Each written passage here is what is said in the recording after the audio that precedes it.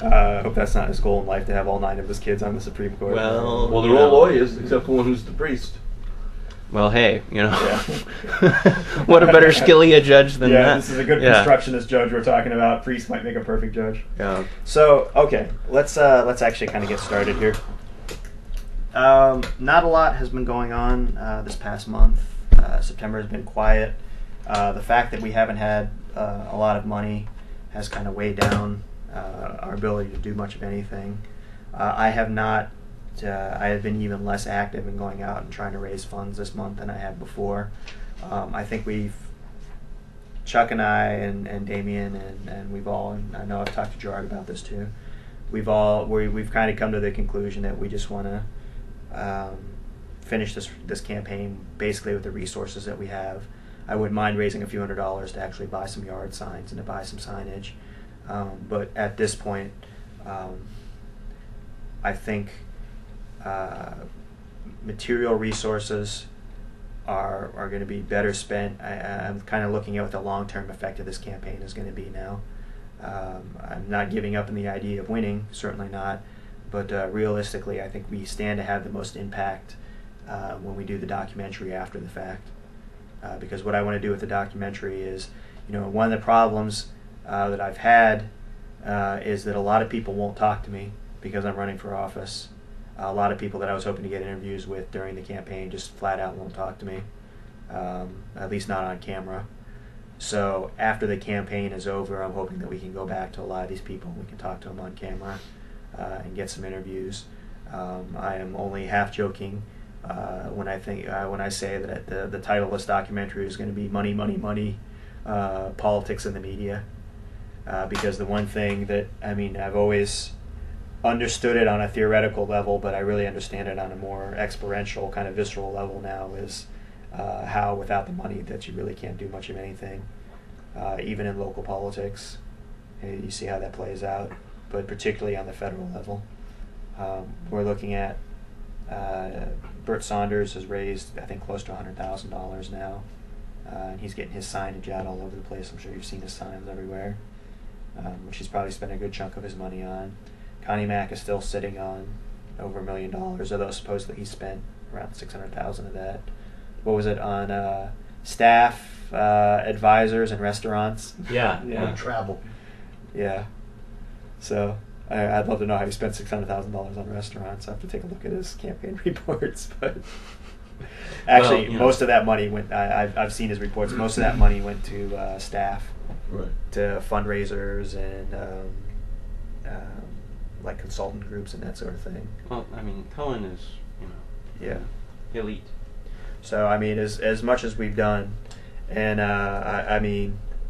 Bert Saunders has got a family of campaign people. Everything that we've done entirely with volunteers.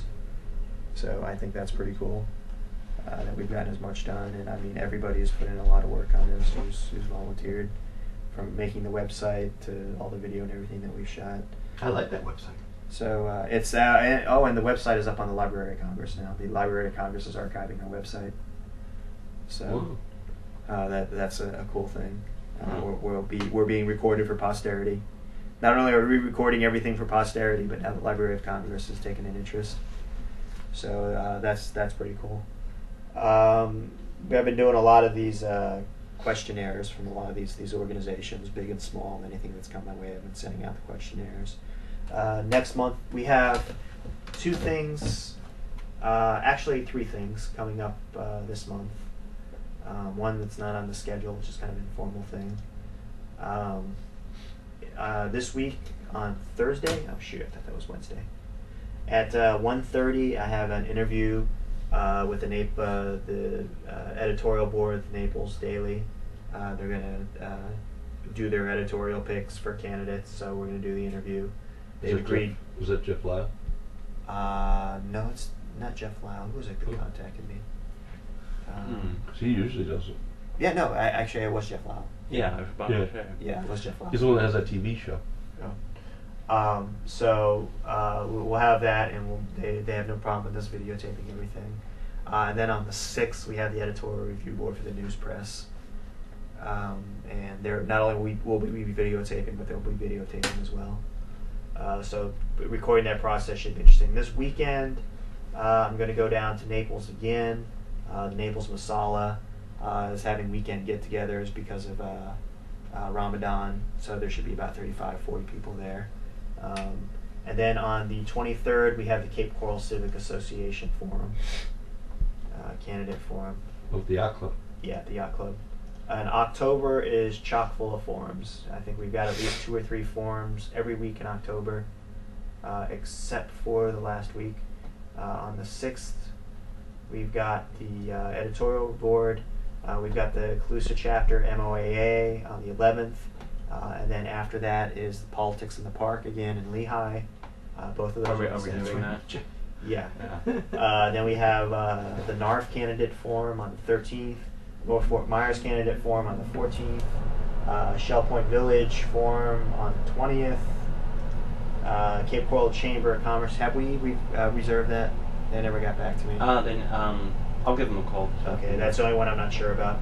The League of Women Voters is having a forum in Fort Myers on the 23rd. And I am going to speak with Katrina Lee from the League of Women's Voters tomorrow night at 7. We're in negotiations with them to see if they will host a congressional candidate debate, which we are trying to make happen. I think basically their position is they need confirmation from all 4 candidates that all 4 of us will attend before they'll do it. I think that's their first stipulation, but we'll find out tomorrow. Have you heard from Tamam? Do we know where he is? Or? I don't know where Tamam is. He was supposed to be here today. That's a good point. Did you talk to him? I talked to him last night. Yeah, Really? he said he was going to be here. Let me give him a quick Who's call. Tamam? Mohammed, young Mohammed. I think you met him. He was in Maybe Alva. in Lehigh. Yeah, He was in Lehigh? Yeah, he was in Yeah, Lehigh. Alva. He was also at Alva. Was he at Alva? Yeah, he was in Alva. Yeah, he was in Alva too. Maybe when I see him. So I only remember you 3. He was a tall guy in a red shirt. Tall guy in a red shirt. Jacket. Yeah. I think he had a jacket. Yeah, I think you're right. I will try some other Ron Paul websites that are, Okay. independently put up. In other words, it's not paid for by Ron Paul. I'll see if any of those will consider having a slate of independent candidates on. That'd be excellent. I mean, 'cause, the more we can plug into that network. I mean, that campaign is seize the power of the internet. Hey, this is Jeff. I just wondering what happened to you for the meeting today. The more we can latch onto that, the better. Well, Yeah. So what do you got going, John? Well, what you said. Well, I'm going to contact some other Ron Paul websites that are not his. They're done for him, or just for the Like because the they meetup believe groups in. and that sort of thing. Hmm? Like the meetup groups and that sort of thing. No, these are pretty good websites on the net Mhm. that are featuring all the stuff Ron's done and everybody's comments about him and all this kind of stuff. And see if they will allow us to follow up and let independent candidates get involved on there some way. At least a list to tell them what city they're from or what district they are, what major city that is, and if they're running for Congress, that kind of thing. I'll just try all of them. And then I have a letter here to the news press that I've been having, you're saying you can't, they won't give you any time. They won't let me put your name in. So I wrote a letter to the news press there where I sent you a copy and I copied you with it. And it's about the reason why I'm encouraging everyone to vote for an independent candidate, because people will stay home. They'll get pissed off with this media campaigns and get turned off by the 2 major parties. Well, don't stay home. Pick you an independent candidate and go to vote. This is what I'm saying in my letter. And if I put your name in it, they'll cut either the whole paragraph or they'll take your name out. I'm pretty sure. Yeah. But people can go online and find you if they just know that you're running. I noticed on the news press article about Ramadan Mhm. that they didn't mention that I was a I know, congressional so- candidate. Really? Yeah. Yeah, I Oh, saw really? that Did too. they know? Oh, Yeah, man. yeah, we told her. I even Oh. gave her my card. I wonder what Who she did you did. talk I was to? wondering why they didn't. She's Oh. an intern, Oh. an FGCU intern. So, Because I said, oh, we made the paper, but they didn't put down that he's running for Congress. yeah. So I thought that was interesting. Hmm. I have gotten nothing positive at all from the news press. Mm. Not one single positive thing from the news press. It's the only media outlet that I haven't gotten anything good from.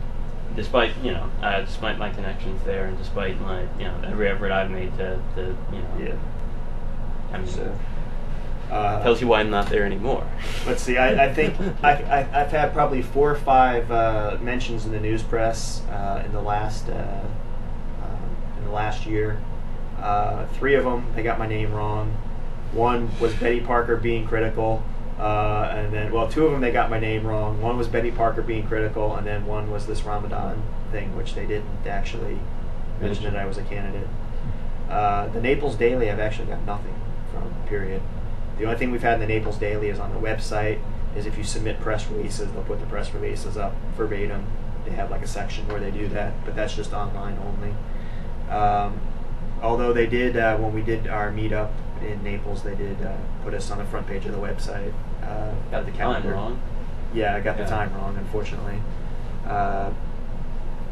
But let's see. Wink is actually, of all the big media outlets, Wink has been really, really good. They've been over here a few times to talk to me. We got really good play on a couple of stories where they ran it like all through the weekend. One was about when Nader entered the race. They talked to some local, they talked about local independent candidates, but I was actually the only one that they interviewed. And then they did a piece on, I can't remember what the other piece was, but Wink has been good. And surprisingly, Fox, we've had 2 decent bits on Fox. I have not seen anybody from WBBH2 or Channel 7. I got a new contact with them. Yeah. So we'll try them next time. And this is one of the things I want to bring up with the editorial boards. Is basically, I don't think we have a shot in hell of getting an endorsement from either the news press or the Naples Daily. So I really want to take them to task on the relationship between the media and candidates. I want to know why local newspapers aren't out there interviewing all these candidates running for local office every year. I mean, you'd think that would be their job. Instead they're out there reporting, prostitution stings and putting people's faces up there. People who get DWIs. That's, they're all this local crime nonsense, but they don't actually go out and talk about the one thing that people can actually make a difference on, which is, local government. They don't interview candidates. The only thing that they do is they do the endorsements, the editorial endorsements, which is towards the end of the race. Right. And you can gather who they're going to endorse. Yeah. Yeah. That's not them pulling. So, I actually want to use those 2 interviews. Really, those are more for our cameras than they are for trying to get the endorsement. Because I think the problem that we have in this country with the election system has everything to do with the media. Because the reason that you have to raise $1 million, $2 million to run for Congress is because you have to pay for advertising. Otherwise, you don't get any ink. Bert Saunders is an old hand. He's a good example of someone that's been. Every time there's a story. Obviously, I think he's got some contacts in the media that they keep him abreast, because if there's a Boy Scout jamboree, Bert Saunders is there. If there's a guy getting a new lawn, environmentally sound lawn, I'm not kidding. I know. In Golden and remember Gate, I said he's there. he gives you the birthday card. Every year I get a birthday card Yeah. from Bert Saunders. So he's really good at keeping his name in the media cycle. I got to give him. Every time he give him sees me, I credit for goes, that. don't worry about that card. He tells me. And it also helps, of course, that he's a state senator. So I mean, he Well, is, even though this that's is the his key. last term, he's an incumbent state senator. So, that's worth. Once you're actually in the office, you can get some press, but as a candidate, nothing. So that's what I want to do with those. The other thing that we really need to do is we need to sit down, and I need to make sure that I'm well prepared for these candidate forms that are coming up. I want to make sure that I don't want to sound like a Sarah Palin style robot speak nothing but talking points and, you know, not be able to go off the talking points, but I want to make sure that we have nice, concise statements and bullet points that I can rattle off on any of the subjects that are likely to come up at these forums, because the problem that I've been having at these forums is I'm a slow starter. Once I get rolling and I'm talking, I'm okay, but it takes me 10, 20 seconds to get rolling, and when you only have 60 seconds to make your point, it kills you. It really kills you there. So, and I just haven't been as well prepared for those. And I'm hoping the one major thing that I really want to accomplish in this campaign is I want to have that debate happen. When was the last time we've had a congressional debate in this district? I can't remember. It has to have been at least before Porter Goss, because I know Porter Goss was never in a debate. And Connie obviously hasn't been. Yeah, Connie Mack hasn't been in a debate, so it's probably been a good 15, 16 years since we've had a debate at least. Well, that's what got me annoyed with the media, because I, just like you, when I was running against Brian, the first time around, I called Carol, the publisher of the News Press, I called all the network presidents and spoke to them all and said, it's a bunch of crap. And that's when I was running as the no party guy. I said, it's ridiculous that, all you keep running is the same weather broadcasts every 5 seconds, making me crazy with weather, which is always wrong. And that's when I discovered that's what I'm coming back as a weatherman. Yeah. Because you can never get fired from that job, obviously. I mean, then all the people were mad at me because when the news press called me and asked me if I was going to take down my campaign signs, I said no. So then they said, Gerard's not taking down his campaign signs. So people send me all these nasty emails. Oh, so you can leave them out there so they're going to get... I said, please, if you believe these weather people, I got a bridge to sell you. And look, everybody took theirs down and mine was still surviving the storm. And I even went out on side patrol that day and they were doing real great in the wind. So everybody went and took them down, and I got all the bad press. I mean, well, there wasn't even any hurricane. Yeah. So please don't listen to the weather. So that's what I said. I went and argued with those people too. I said, it's kind of crap. I mean, you keep constantly running the weather and those car commercials. I said, no wonder why the car commercials went broke. Thank God. I said, I've had it with those car commercials when they could be using some of that public airways for the public. And that's when I said you should be holding local government debates. I said, and Waterman, the guy that what's his name? I can't think of his name right now, but he runs Waterman. And this is the thing. I mean, even And here's the real killer. Did you see it in today's paper? They're going to move all those horrible anchors. That Stacey Rattenberg who shouts half the night. I was so happy to see that other one go, the drunk. And then they bring in the Stacey, and now they're going to all work Sunday through Thursday, Len Jennings and all them, because of the Desperate Housewives and Brothers and Sisters. So they want their main anchors. Really? I can't even stand her during the week, so she's going to come on after Desperate Housewives? I got news for them. I can't, you know what I mean? For some reason, they're like car dealers. They shout, so just stay calm. One thing that's interesting is if you look at our schedule, and here's another big problem with the district, and this is something I want to discuss. Obviously, I'm not going to blame the Naples Daily for this, but one of the things I want to discuss in Naples on Thursday, every single one of these forums is in Lee County. I have been invited to one forum in Collier County, and that was the Democratic Party. That was the only forum that they invited all the candidates. They had the Collier County Dems. They had a forum. That was it. We've had 3 invites from Charlotte County. If you don't include the Democrats there, if you include the Democrats there, we had 4 invites from Charlotte County. But 1, that's it, from Collier. And Collier is over 195,000 people. Who are part of this district in Collier County. It's a third of the district, population-wise, and there's nothing. There's no candidate forums. I know they had one candidate forum for the primaries. I'm assuming they're going to have one for the general election too, but I haven't heard anything. We should call the Chamber of Commerce and ask them why they're not putting one on, because they usually do all those things, don't they? Yeah. I mean, most of them do. Sometimes, they do actually, and that's a good question. Benita, ask them. I haven't got anything from Benita either. Well, they just lost their directives. Yeah, they're kind of in turmoil. She was nice, that Nancy. I remember her meeting. Yeah, we had a meeting with her. She was real nice. Very nice. Yeah. But I would call them, because they're usually the ones that do it. And the Greater Naples Chamber of Commerce, I mean, they usually have their act together, so I'm a little I would surprised. also call John Albine, who runs the Fort Myers Beach one. I remember John Albine used to be commissioner, and he does it for the county commissions, because I had an hour phone call with him when he called to ask me if I'd come, and then we were yapping for about an hour. And then, so I would ask him why he doesn't do one for Congress. John Albine. If you want, maybe I'll call him and ask him. You know, one of the things that's interesting is you can see this with Connie Mac's strategy is basically ignore the election. Yeah. Oh, yeah. What Race happens with nepotism? Yeah. Well, it's not just nepotism, which is part of it, but it's also incumbency. You know, the power of incumbency is that you don't have to run. You've got, right out the bat, you've got better than a 90% shot of getting reelected as an incumbent. I mean, on a bad year, like 94% of the incumbents still get reelected in Congress. So, I mean, his whole strategy is not to come to any of these events, not to acknowledge that he's being challenged. And it works because the press isn't willing to call him out on it. Well, you know, I think it's patently undemocratic. I mean, you know, I mean, the press has to grow a pair. You know, I think the press is you know, I mean, derelict in their duties.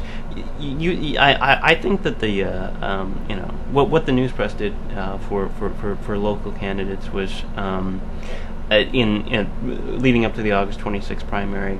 That's one thing, but you know, I mean, they have essentially entirely ignored the congressional race, and you know, and every time I spoke to someone from there, they said, well, you know, we're waiting until after August 26th. We're waiting until after August 26th. And, which, by the way, is past August 26th now, and I haven't exactly seen a great uptick in coverage. September 26th. Yeah. I still haven't heard from you, so what's going on? You know, and it's, you know, I mean, it's just, why you don't have the kind of coverage that they had for the local races, you know, on the congressional races, it's simply beyond me. Whether or not, you know, you have an you have an incumbency success rate of 96% or not, whether or not it's likely or unlikely that a candidate is going to win or lose, it's the press's duty to cover that election fully, and the press in this district has just, you know, I mean, it's just this, okay, you know, Connie's going to be around, we're just going to hand it to him. And well, there's